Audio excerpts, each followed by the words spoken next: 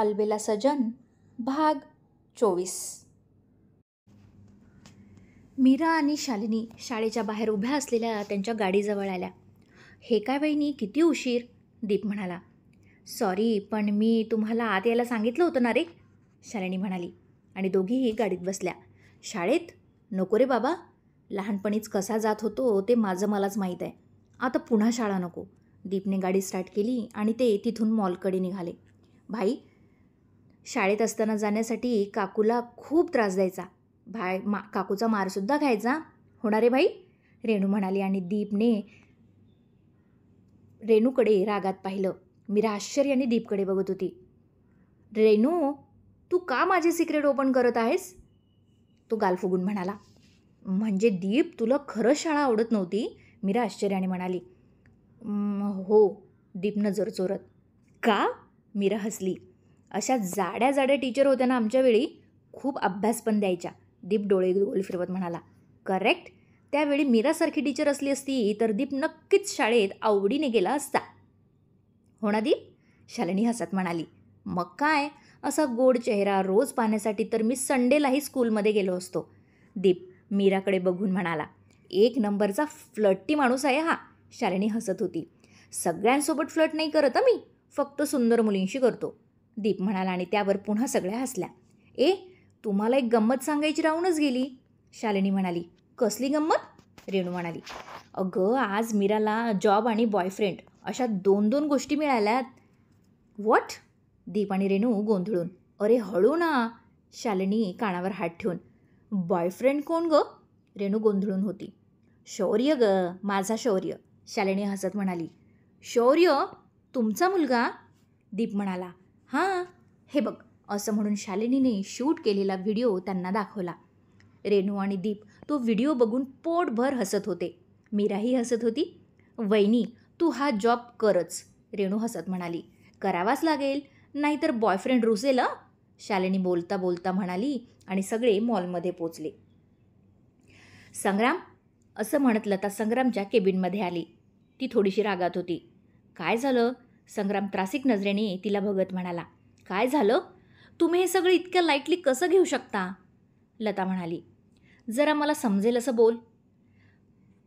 त्या मुलीला काल घरात घेतलं. तुमच्या लाडक्या माईंनी तिला रजनीचे सगळे दागिने पण दिले आणि कहर म्हणजे ती रणजितच्या रूममध्ये राहत आहे, लता फणफणत म्हणाली. हे बघ लता, सगळ्यांनी तिला माईमुळे स्वीकारलं आहे. तेच म्हणते मी, तुम्ही तुमच्या माईला कंट्रोल का नाही करत? म्हणजे काय करायचं? जा विचारा त्यांना. आणि असं कसं त्यांनी रजनीचे दागिने तिला दिले? सगळ्यांना वाटत आहे तिच्या रूपात रजनी वापस आली आहे. ही बाई ना मेल्यावरही माझा पिछा सोडत नाही, लता जरा रागात म्हणाली. संग्रामला राग आला. रिस्पेक्ट. लता, रजनीबद्दल एक शब्दसुद्धा ऐकून घेणार नाही. मला एक कळत नाही, तू रजनीवर एवढी जळतेस का गं? आपलं लग्न झाल्यावरही तिने तुला ॲक्सेप्ट केलं होतं ना? मग? संग्राम जोरात म्हणाला आणि लता त्यावर गडबडली. रजनीच्या दागिन्यांवर रेणू आणि रणजितचा अधिकार आहे, त्यामुळे माईने त्या मुलीला दिले असतील. माई घरात मोठी आहे, तिचे सगळे निर्णय सगळ्यांना मान्य करावे लागतात, संग्राम ठामपणे म्हणाला. म्हणजे तुम्हीही त्या मुलीला सून म्हणून मान्य केलं का? लताने विचारलं. नाही, संग्राम म्हणाला. मग सकाळी तिच्या हातची खीर का खाल्ली? लता त्याला रोखून बघत होती आणि त्यावर संग्राम गडबडला. बोला ना, आता काय झालं? लता त्याला रोखून बघत. मला कामं आहेत, प्लीज तुझी ही फालतूची बकबक बंद कर, संग्राम उसासा घेत म्हणाला आणि पुन्हा फाईलमध्ये डोकं घातलं.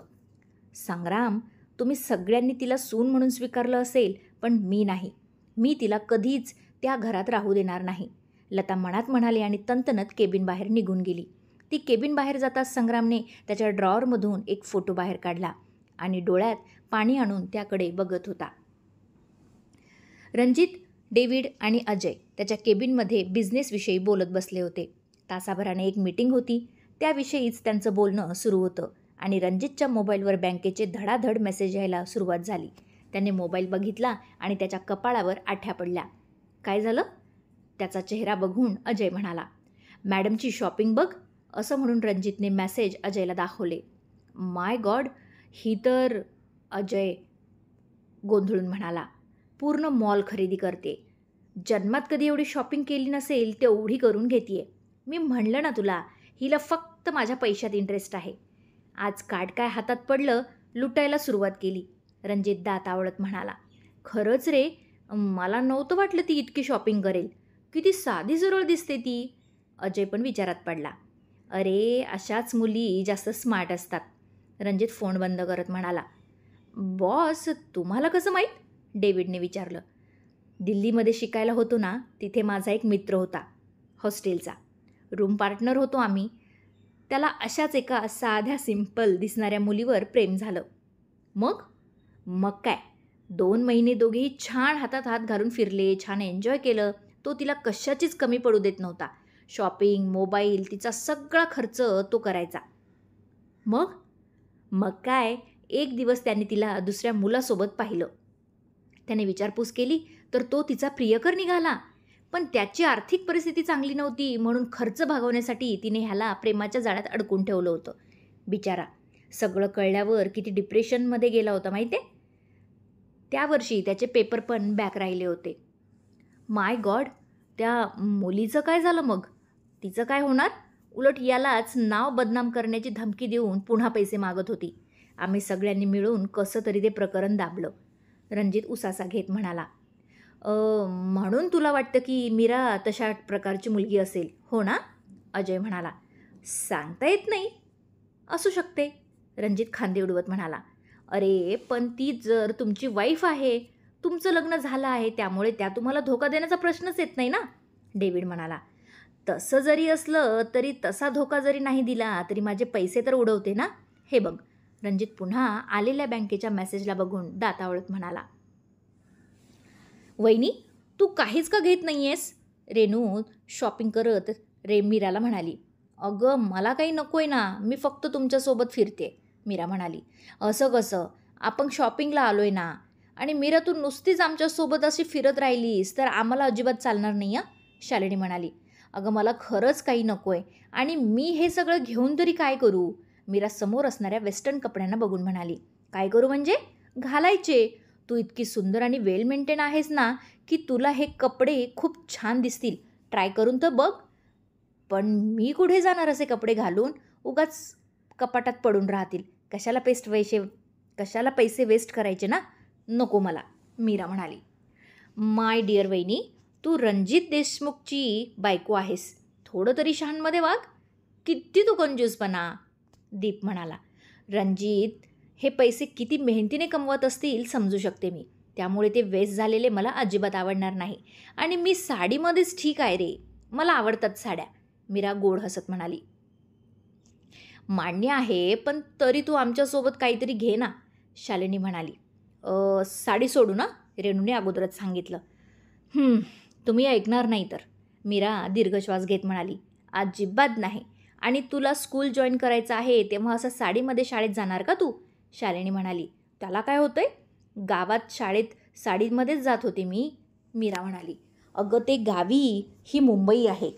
इथे असे कपडे नाही चालत. थोडं स्मार्ट आणि सुंदर दिसणं गरजेचं असतं. चल. शालिनी तिला घेऊन इंडियन वेअर सेक्शनमध्ये गेली.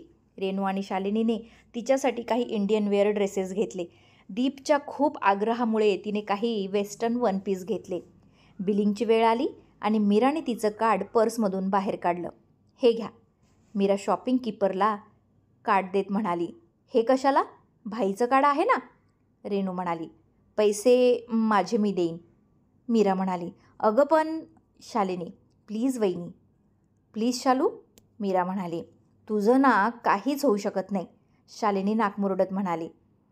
दादा, हे घ्या, मीरा हसत म्हणाली आणि तिच्या कपड्यांचं सगळं बिल तिने दिलं. To be continued. श्रोते हो, कथेचा हा भाग कसा वाटला मला लाईक कमेंट करून जरूर कळवा. चला तर मग आता इथेच थांबूया. भेटूया पुढील भागात. तोपर्यंत धन्यवाद.